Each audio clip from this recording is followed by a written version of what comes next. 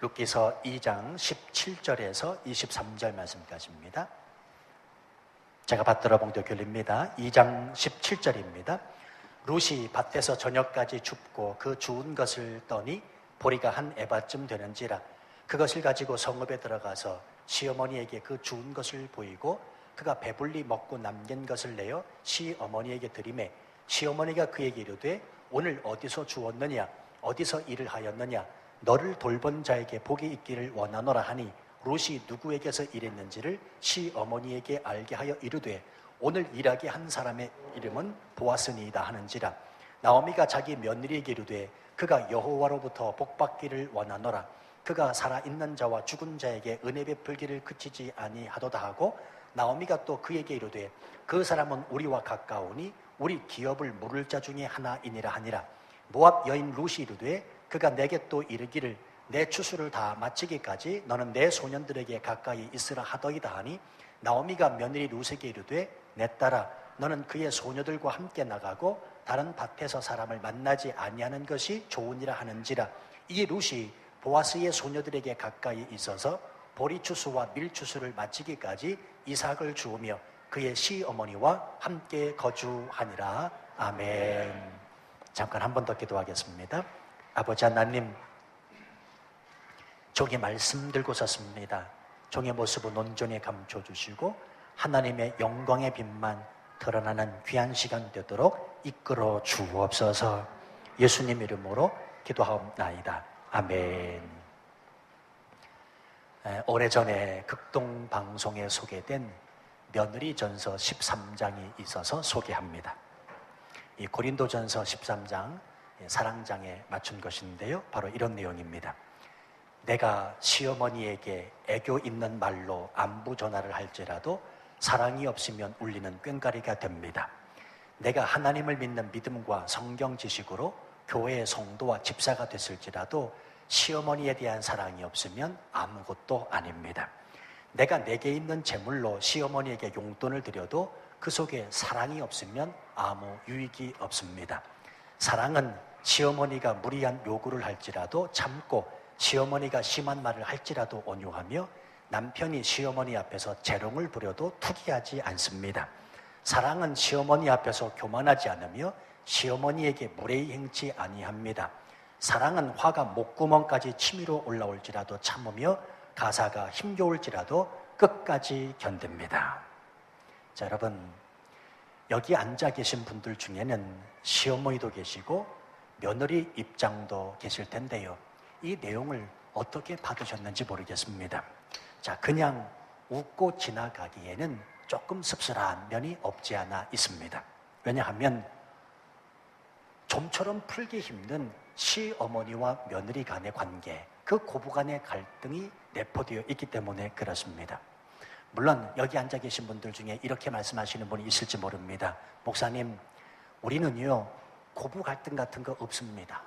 그건 뭐 남의 얘기지 우리 가정에서는 시어머니와 며느리 고부 갈등이 전혀 없습니다 라고 말씀하시면서 정말로 시어머니와 며느리 간에 동독한 정을 누리며 사시는 분도 있을 줄 압니다.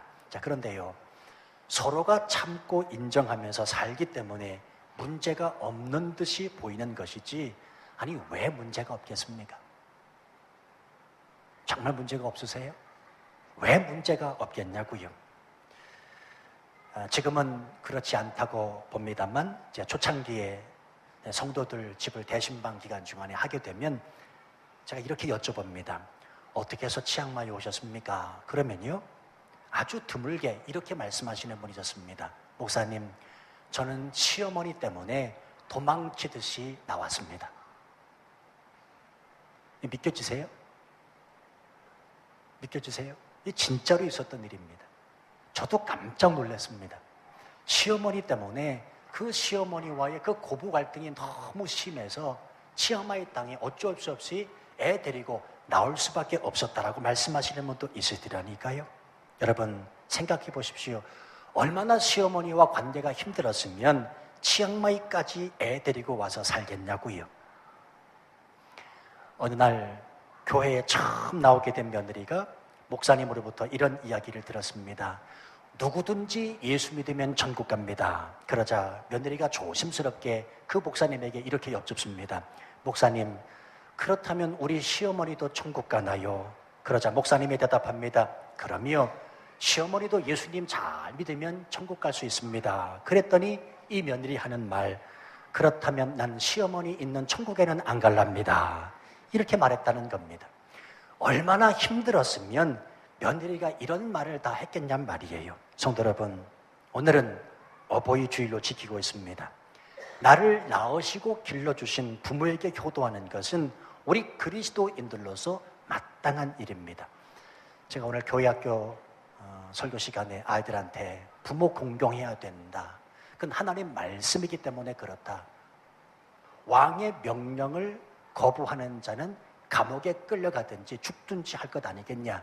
하나님은 왕보다 더 높으신 분이다. 왕보다 더 권세 있는 분이시다. 하나님이 말씀하셨기 때문에 이후 여하를 막론하고 부모를 순종하고 부모에게 공경하는 것, 그건 당연한 일이다 가르쳤습니다. 맞습니다. 우리 그리스도인들은 부모를 공경하고 부모의 말씀에 순종하는 것은 당연한 것입니다. 왜 그렇습니까?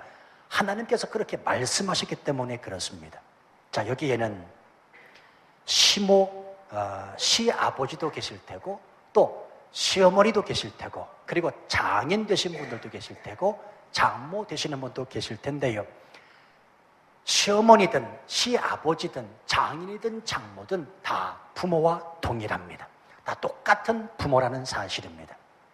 그래서 오늘은 어버이 주일이지만 어느 한 분에게 맞춰서 설교하기보다는 모든 부모들을 통틀어서 하나님께서 우리에게 주시는 메시지가 무엇인지 살펴보고자 합니다. 자, 오늘 본문의 말씀에 보면 누가 등장하냐면 두 인물이 등장을 합니다. 며느리와 시어머니 관계인 바로 룻과 나오미가 등장합니다. 자, 본문의 배경을 여러분들이 조금 이해하실 필요가 있어서 말씀을 드립니다. 나오미는, 다시 말하면 시어머니 나오미는 두 아들이 있었어요. 그 사람의 이름은 말론과 기론이라고 하는 아들이었고요. 그리고 두 며느리가 있었는데 바로 첫째가 오르바요. 그리고 둘째가 룻입니다. 자, 그런데 이들이 결혼하고 한 10년쯤 살다가 두 사람의 남편, 다시 말하면 나오미의 두 아들 말론과 기론이 한꺼번에 죽습니다. 때문에 졸지에 오르바와 룻은 젊은 나이에 과부 신세가 되고 맙니다. 자, 그런데요, 다행이라고 할까요? 오르바와 룻은 둘 사이에 아들이 없습니다. 자, 여러분, 아들이 없다는 것은 무엇을 말해줄까요? 얼마든지 마음만 먹으면 다시 시작할 수 있다는 것을 내포해주고 있습니다. 아니, 생각해 보세요. 당시 기껏해야 나이 20대 초반을 갓 넘긴 나이였을 거란 말입니다. 왜냐하면 옛날, 지금부터 오래전 고대 사회에서는 15살 전후로 해서 시집 장가를 갔기 때문에 그렇습니다. 그러면 한 10여 년 남편하고 살아봤자 더더군다나 아기가 없다면 기껏해야 한 20대 초반 정도 됐을 그런 나이입니다. 얼마든지 다시 시작할 수 있다는 것입니다. 이 사실을 너무나 잘 알고 있는 나오미가 이제 두 며느리를 불러다가 이렇게 말합니다. 나를 떠나 너희 살 길을 찾아라. 이것은 그냥 하는 말이 아니라 정말로 두 며느리를 위하는 마음에서 사랑하는 마음으로 축복하면서 떠나보내려고 하는 것입니다. 이에 룻과 동서지간이었던 형님 오르바는 결국 어머니를 떠나게 되고요. 룻은 끝끝내 어머니를 지키겠다고 말하는데 요 앞장 1장 15절로 17절 스크린 보여주세요. 요 말씀에 보면 구구절절한 룻의 마음이 기록되어 있습니다. 제가 한번 읽어보겠습니다. 나오미가 또 이르되 보라, 내 동서는 그의 백성과 그의 신들에게로 돌아가나니 너도 너의 동서를 따라 돌아가라 하니 룻이 이르되 내게 어머니를 떠나며 어머니를 따르지 말고 돌아가라 강권하지 마옵소서. 어머니께서 가시는 곳에 나도 가고 어머니께서 머무시는 곳에서 나도 머물겠나이다. 어머니의 백성이 나의 백성이 되고 어머니의 하나님이 나의 하나님이 되시리니 어머니께서 죽으시는 곳에서 나도 죽어 거기 묻힐 것이라. 만일 내가 죽는 일 외에 어머니를 떠나면 여호와께서 내게 벌을 내리시고 더 내리시기를 원하나이다 하는지라. 자, 보세요. 가시는 곳, 머무는 곳, 그리고 죽는 곳, 룻의 시어머니 나오미를 향한 뗄 수 없는 관계가 점층적으로 표현되어 있습니다. 여러분, 혹시나 이 가운데 시어머니와 관계가 틀어지신 분이 앉아 계시다면 오늘 이렇게 한번 전화해 보시면 어떨까요? 어머니 가시는 곳에 나도 가겠습니다. 어머니 머무시는 곳에 나도 갑니다. 어머니의 백성은 나의 백성입니다. 어머니의 하나님은 나의 하나님입니다. 어머니가 죽으시는 곳에 나도 죽겠습니다. 죽는 일 외에 어머니를 떠나면 하나님이 내게 벌을 내리시기를 원합니다 라고 말한다면 모르긴 몰라도 당신의 시어머니는 분명 뿅 가실 것입니다. 그렇죠? 언젠가 한번 말씀드렸듯이 일반적으로 분위기 좋은 집안을 가리켜서, 가정을 가리켜서 집안이라고 하고요, 분위기가 나쁜 가정을 가리켜서 집구석이라고 합니다.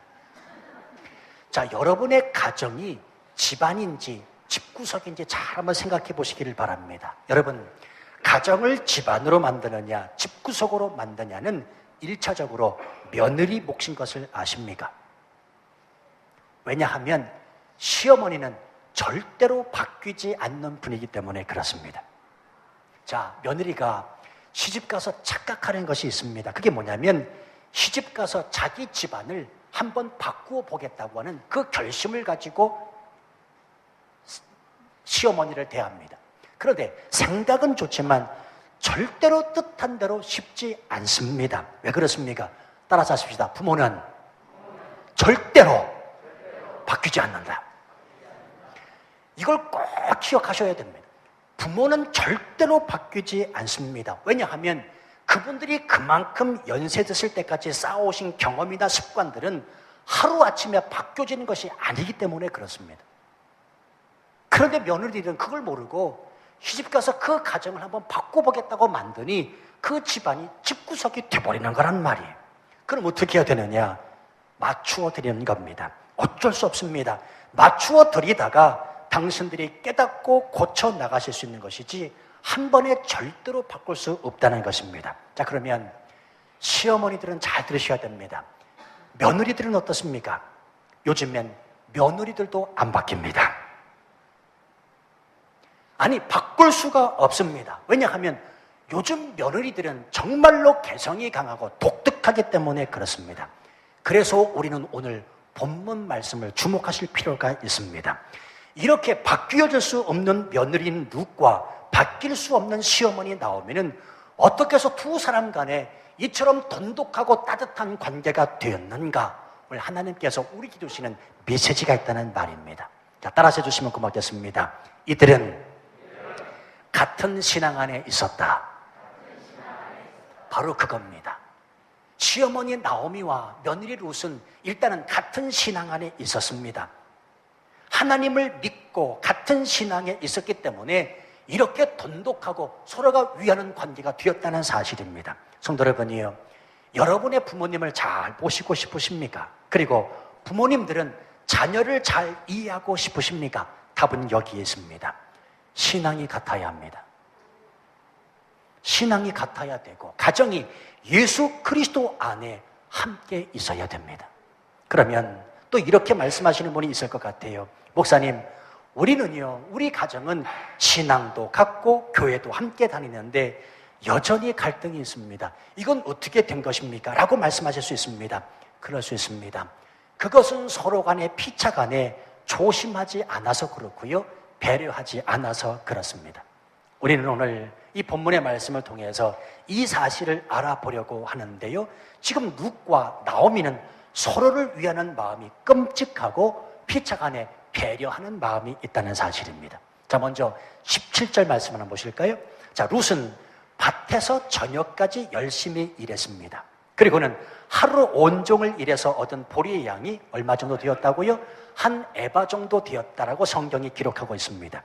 여러분, 한 에바라고 하는 것은 대박으로 12대를 말합니다. 다시 말하면 22리터예요. 22리터. 아주 쉽게 말씀드릴까요? 한 마리 조금 넘는 겁니다. 10대가 한 마리니까 한 마리 조금 넘고 1.5리터짜리 콜라병으로 따지면 그 콜라병 몇 개냐면 몇 개요? 15병 정도의 무게입니다. 자, 그런데 18절 말씀 보시기 바랍니다. 룻은 그것을 가지고 성읍에 들어가 시어머니 나오미에게 보여드리고 있습니다. 여러분, 일반 여자분들이 한 마리 넘는 보리자루를 들기에는 좀 무거운 무게 아닌가요? 게다가 보아스의 밭과 성읍의 거리가 얼마나 떨어져 있는지는 몰라도 꽤 힘들게 가야만 하는 거리였을 것입니다. 왜냐하면 보통 밭은 성읍 밖에 떨어져 있기 때문에 그렇습니다. 예를 들어서 여기서 치앙마이 해자, 치앙마이 해자가 무엇입니까? 성읍이라는 말이잖아요. 치앙마이 해자 가운데가 성읍입니다. 여기가 지금 성읍 밖입니다. 그럼 여기서부터 여자 한 사람이 한 말 정도의 보리 그 쌀을 가지고 무게를 가지고 성읍까지 해자까지 간다면 임 권사님 쉬우시겠어요? 어려우시겠어요? 고개를 절레절레 흔드십니다. 본인은 못하시겠다는 겁니다. 임 권사님이 못하면 룻은 더더욱이 못합니다. 왜냐하면 20대 간 넘은 아주 연약한 여자였기 때문에 그렇습니다. 자, 그럼에도 불구하고 보십시오. 룻은 온종일 자신을 기다리고 계실 시어머니 나오미를 생각하여 기쁜 마음으로 지금 한 마리의 보리를 들고 가서 직접 보여드리고 있는 겁니다. 무엇이 느껴지십니까? 시어머니를 끔찍히 위하는 며느리의 모습이 엿보입니다. 자, 뿐만 아닙니다. 18절 말씀해 보시면 그가 배불리 먹었다라는 말이 나오는데요. 여러분, 이 말은 자신의 배를 마음껏 채운 후에 그리고 그 남은 것을 시어머니에게 주었다는 말씀이 아닙니다. 룻 자신은 하루 종일 일하면서 보아스의 은혜로 먹을 만큼 먹었고 그리고 따로 음식을 떼어 시어머니에게 드릴 음식을 남겨뒀다는 말입니다. 다시 말하면 집에 홀로 남은 시어머니를 생각하면서 굶지는 않으셨을까? 적적하지는 않으셨을까? 그 염려되는 마음으로 시어머니 나오미에게 음식을 갖다 드리고 있는 것입니다. 룻의 효성 어린 마음을 엿볼 수 있는 대목입니다. 자, 그런데 여러분, 중요한 사실이 있습니다. 룻이 어떻게 해서 이런 효심이 지극한 여인이 되었는가 하는 점이에요. 그건 다름이 아닙니다. 룻이 하나님을 믿고 있었기 때문에 그렇습니다. 자, 좀 전에도 말씀을 드렸지만 룻은 이미 그 믿음이 하나님 앞에서 인정받을 만한 믿음의 소유자입니다. 어머니의 백성이 나의 백성이 되고 어머니의 하나님이 나의 하나님이십니다. 이 얼마나 멋진 고백입니까? 이 고백은 룻이 이미 하나님을 알고 있었다는 이야기고 하나님이 어떤 분이신가에 대하여 알고 있었다는 말이 되지 않겠습니까? 자, 그런데 룻이 처음부터 이 믿음을 소유하고 있었던 여인이었는가? 아니라는 겁니다. 여러분이 룻기서를 쭉 읽어보시면 이 룻은 어느 지역 사람이었냐면 모압 여인입니다. 어느 여인이라고요? 모압 여인이에요. 여러분, 모압은 아브라함의 조카 롯이 소돔과 고모라 성을 빠져나올 때 큰딸이 아버지와 동침해서 낳은 아들입니다.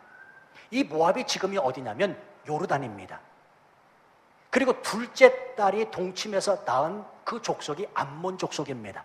지금 요르단의 수도가 어디죠? 암만이죠, 암만. 그 암만이 암몬입니다, 암몬. 그리고 밑에 모압이라는 곳이 있는데 바로 모압 그 여인이 누구였냐? 룻이었습니다. 다시 말하자면 근친상간에 의해서 태어난 모압이라는 조상은 지금 룻기서에서 보이고 있는 온유하고 정결하고 아름다운 이 효성을 보이는 룻의 조상이었다는 말입니다. 때문에 순수 이스라엘의 혈통이 아닙니다. 이스라엘 입장에서 보면 이방인입니다. 자, 그런데 그런 조상을 가지고 있는 룻이 나오미 집안에 시집을 와서 하나님을 알게 되었고 하나님을 알게 된 정도가 아니라 하나님이 어떤 분이신지에 대한 믿음의 고백까지 할 수가 있었고 더 나아가서 훗날 다윗의 증조모가 되고 더 나아가서 예수 그리스도의 조상이 되는 축복을 받고 있다는 사실입니다. 자, 그런데 아주 중요한 것이 있습니다. 누구 때문에 그런 축복을 받아들이고 있는가? 바로 시어머니 나오미가 믿음의 영향력을 룻에게 끼쳤다는 사실입니다. 저는 이 시간에 여러분에게 묻습니다. 시어머니 되시는 분들이요, 며느리에게 영향력을 끼치고 계십니까? 시어머니 되는 나를 보고 내 며느리가 나도 어머니 따라서 교회 한번 나가보겠습니까? 그렇게 말하는 며느리가 되고 있습니까? 아니, 그리스도인 모두에게 오늘 하나님께서 우리에게 말씀하고 있습니다. 이 땅 살아가면서 믿지 않는 자들에게 그리스도의 선한 영향력을 끼쳐나가고 있는가? 세상에서 빛으로, 세상에서 소금으로, 그래서 예수 믿지 않는 사람들이 나를 보고 예수 그리스도를 발견할 수 있도록 하는 영향력을 끼치며 살아갈 수 있게 되는가? 라고 묻고 계신다는 사실입니다. 기억하십시오. 물은 위에서 아래로 흐르는 법입니다. 내 자녀가 부모인 나를 공경하게 하려면 먼저 부모된 우리부터 신앙의 모습을 자녀들에게 보여줘야 됩니다. 내가 믿는 하나님이 어떤 분이신지, 그리고 그분이 내게 있어서 베푸신 은혜가 무엇인지 내 자손들에게, 내 자녀에게, 내 후손들에게 반드시 영향력을 끼쳐나갈 수 있는 그런 부모가 되어야 된다는 사실입니다. 자, 이런 의미에서 보면 룻은 시집을 참 잘 온 겁니다. 그렇죠?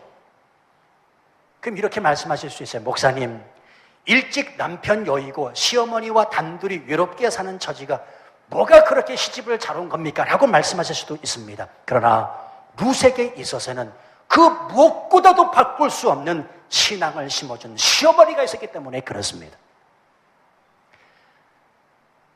아시다시피 저희 교회에서 한 해 20가정이 떠나잖아요. 평균적으로 한 해 20가정이 떠납니다. 근데 목사로서 보람을 느낄 때가 언제냐면 그렇게 해서 떠나는 가정 중에 예수 믿지 않다가 예수 믿고 떠나시는 분들이 제게 그런 말씀을 하세요. 목사님, 내가 치앙마이 이 땅에 와서 건진 것 하나라고는 신앙입니다. 내 자녀도 아니고 내가 돈을 벌어 가는 것도 아니고 나는 예수를 전혀 알지 못했습니다. 교회를 안 다녔습니다. 오히려 교회 다니는 사람을 비판하고 조롱했던 그런 사람인데 치앙마이 이 땅에 와서 신앙 하나 건져가는 것, 그 무엇과도 바꿀 수 없는 내게 준 하나님의 축복임을 내가 믿고 떠납니다라고 말할 때 목사는 보람을 느낍니다. 그거예요. 지금은 룻의 가정이 형편없이 남편 일찍 여의고 혼자 외롭게 시어머니 모시고 살다 할지라도 룻은 시집을 잘 온 겁니다. 왜? 믿음의 영향력을 시어머니 나오미로부터 받고 있기 때문에 그렇습니다.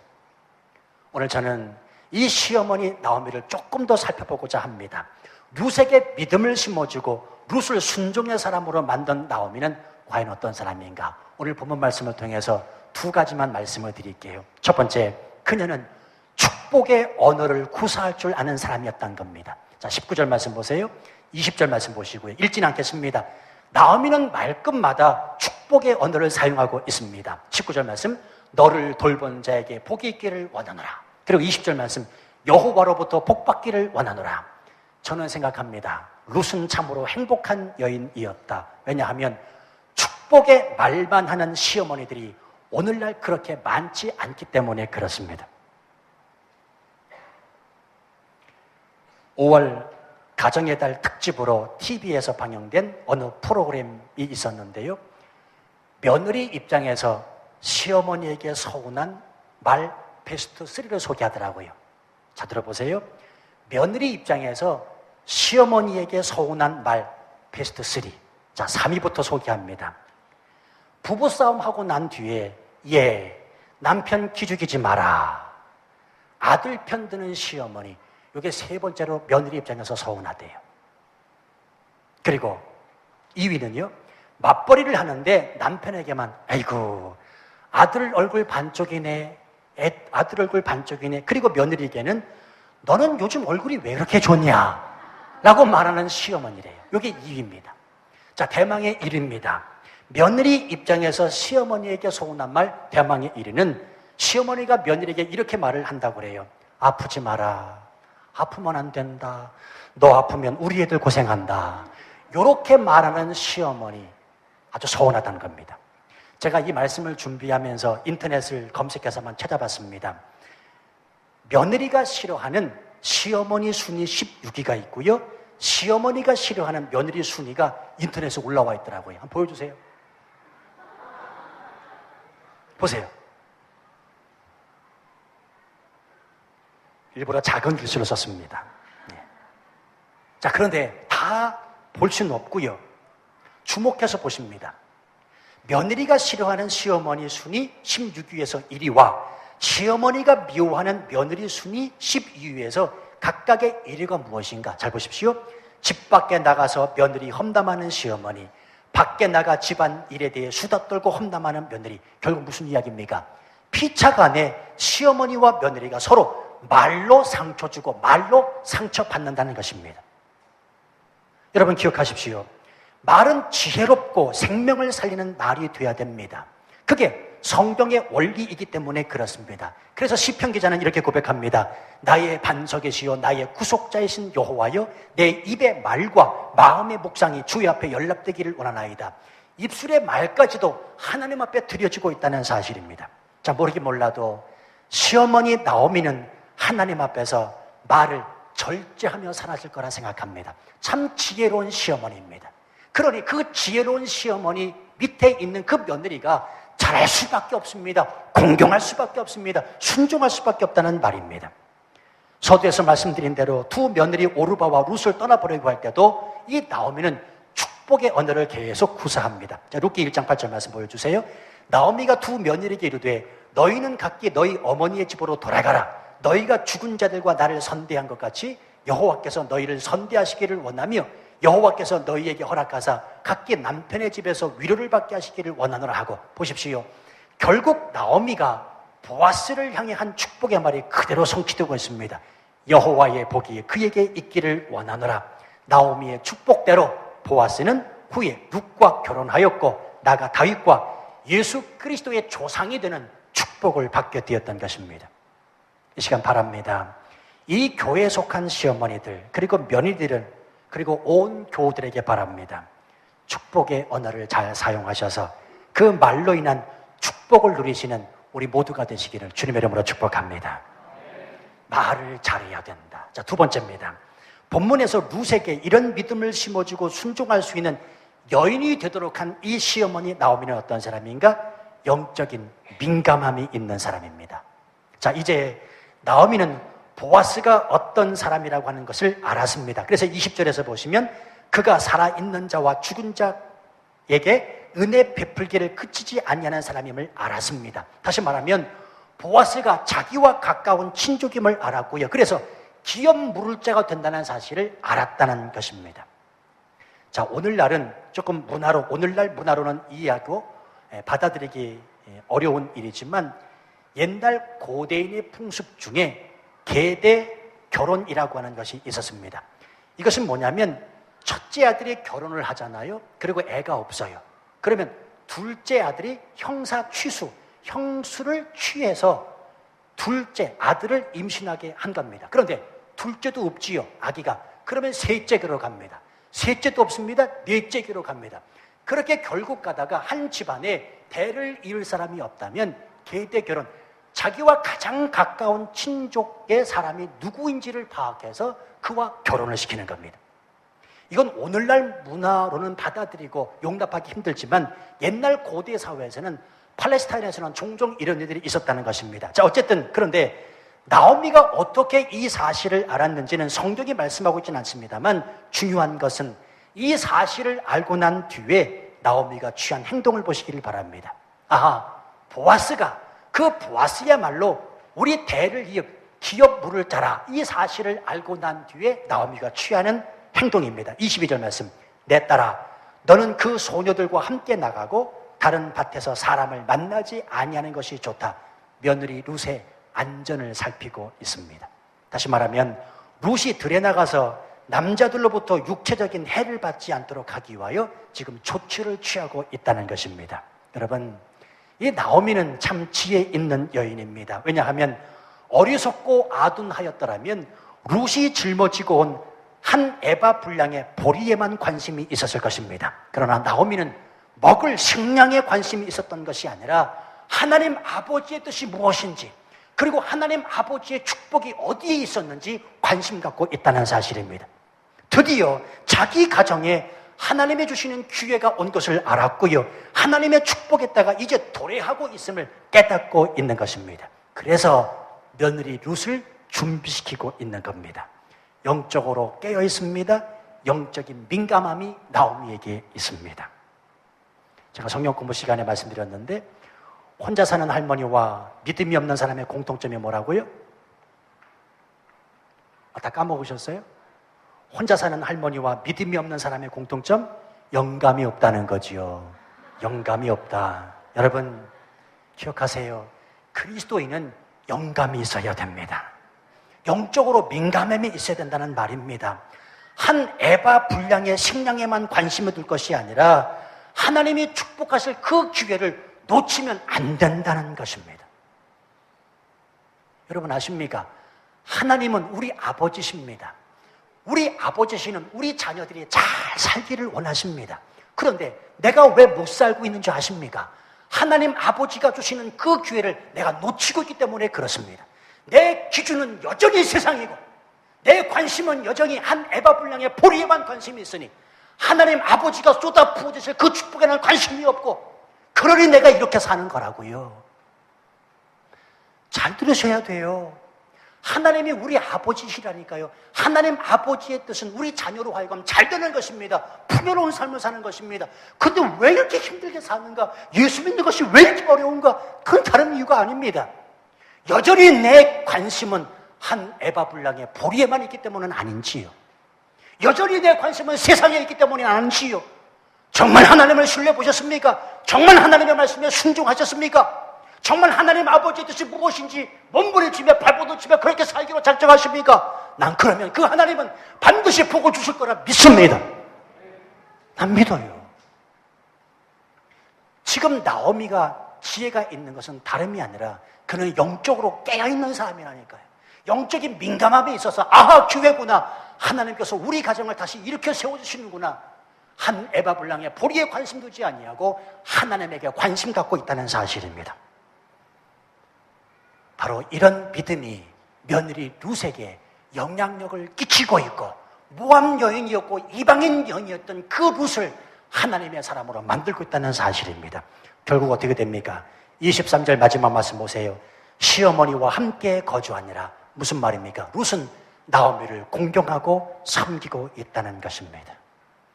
사랑하는 성도 여러분, 오늘 어버이 주일 부모 공경의 답은 다른 데 있지 않습니다. 참된 신앙 안에 있으면 됩니다. 겉모습만 화려한 신앙이 아니라 참된 신앙입니다. 부모와 자식, 시어머니와 며느리 모두가 참된 복음 안에 머물러 있으면 됩니다. 기억하십시오. 정말 온 가족이 복음 안에 있으면 가정은 회복됩니다. 우리를 회복하지 못하는 것은 복음이 아니에요. 우리를 치유하지 못하는 예수는 예수가 아닌 예수 그리스도 그분은 우리를 회복하시는 분이십니다. 우리가 잘 되기를 원하시는 분입니다. 복음은 우리로 하여금 이 땅에서 힘있게 살아갈 수 있는 능력을 제공해 주기 때문에 그렇습니다. 잊지 마십시오. 하나님은 우리 가정을 오늘도 회복하시기를 원하십니다. 그 회복의 시작은 부모와 자식, 시어머니와 며느리, 남편과 아내 모두가 예수 그리스도 그분의 십자가 안에 있는 것입니다. 그래서 시어머니와 함께 거주하니라. 이제 이것이 주님과 함께 거주하니라로 바뀌어야 됩니다. 온 가족이 주님을 신앙하고 공경하고 섬길 때 비로소 우리 가정이 복을 받고 회복되는 가정 되기 때문에 그렇습니다. 지금 고개를 한번 숙여보세요. 기도의 자세를 취하시고 여러분의 가정을 떠올리시기를 바랍니다. 성도 여러분이요, 정말 회복되기를 원한다면 신앙 안에 있으면 됩니다. 참된 복음 안에 있으면 됩니다. 예수 그리스도의 십자가 안에 있으면 됩니다. 내가 지금 관심 두는 곳은 어디입니까? 내 시각은 어디에 머물러 있습니까? 하나님 앞에 집중하셔야 됩니다. 하나님을 보셔야 됩니다. 여러분의 가정을 위해서 기도하세요.